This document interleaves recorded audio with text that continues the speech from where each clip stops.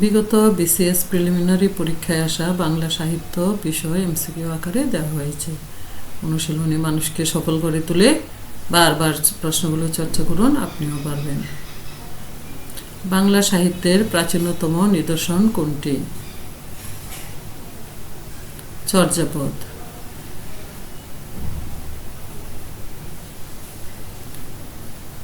বিদ্যাপতি কোন ভাষার কবি ছিলেন?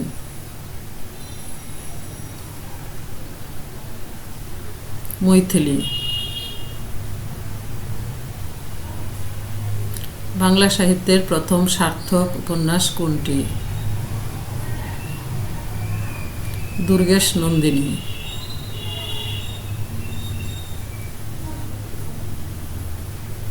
ভোরের পাখি কাকে বলা হয়? বিহারীলাল চক্রবর্তী।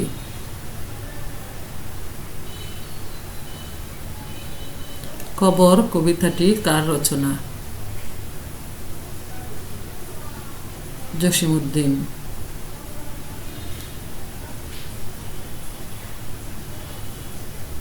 রবীন্দ্রনাথ ঠাকুরের গীতাঞ্জলি কাব্য কত সালে প্রকাশিত হয়?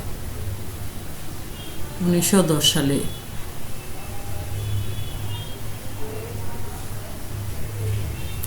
চাচা কাহিনী গ্রন্থের রচয়িতা কে?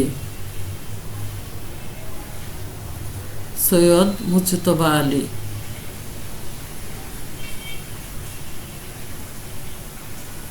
অগ্নিবীণা কাব্যগ্রন্থের রচয়িতা কে?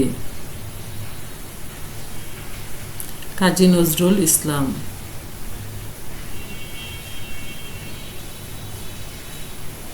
পথের পাঁচালী উপন্যাসের রচয়িতা কে? বিভূতিভূষণ বন্দ্যোপাধ্যায়। রেনেসাঁর যুগের কবি হিসেবে কাকে অভিহিত করা হয়?